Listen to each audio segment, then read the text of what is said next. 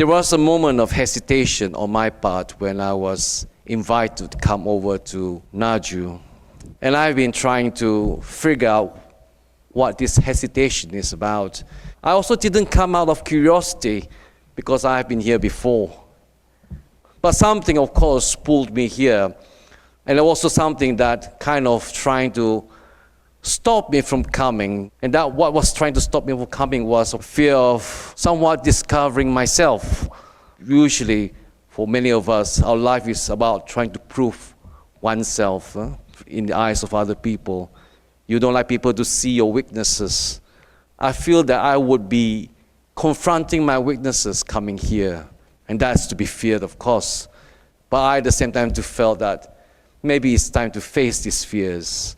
And so I came, and I experienced something wonderful yesterday when I met Mama Julia and her embrace.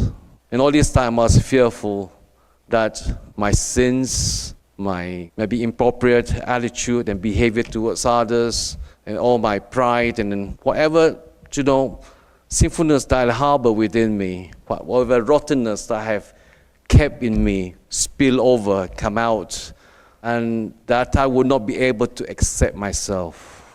But after my experience with Mama Julia, of course, that changed, because I felt loved by God and said, well, God was kind of telling me that it's all right, even though you have all these imperfections and all these shortcomings, I'm not going to hold it against you as long as you're aware of them. And that made me the full realization, of course, I have nothing to fear. And to be fully enveloped in God's love and mercy, that was enough. And that's the kind of impetus that will lead me to do better things in my life as I leave from here. And that's the wonderful thing about a place like this, because it helps you to confront yourself, to come to face with your true self and your vulnerabilities.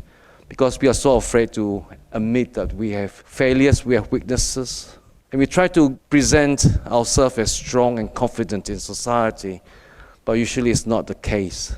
And then we cannot accept ourselves when we fail and we punish ourselves.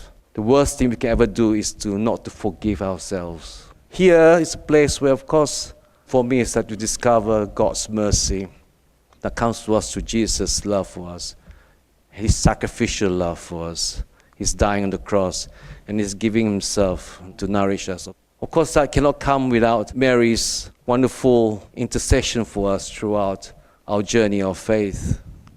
Because Mary was always there for her son Jesus. And likewise, she will always be here for us on our journey of faith.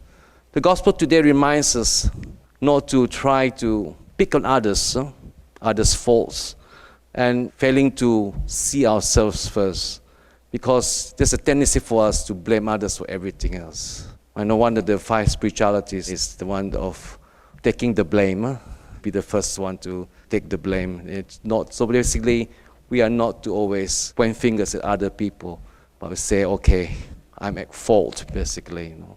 And that's important for us to realize in life that, So today is really also for us to talk about, to focus on basically the very root of our source of our problems. Maybe it comes to us from the very thing about ourselves, I think we have to be transformed, go back to the very beginning. The seed, the seed that produced the tree, basically, So the seed may be of good quality, but the fruit may become bad in the whole process, because the tree become diseased, become, wounded. So we have to heal the tree. A place like this, of course, is a place where we can find healing and growth. So let's pray today that a place like here, Mary, the Ark of Salvation, that this place may indeed produce fruits that will last. No matter how bad the seed may be, a place like this may be able to purify the whole process of transformation and growth through the mercy of God, through the sacrifice of Jesus on the cross, and through this precious blood and body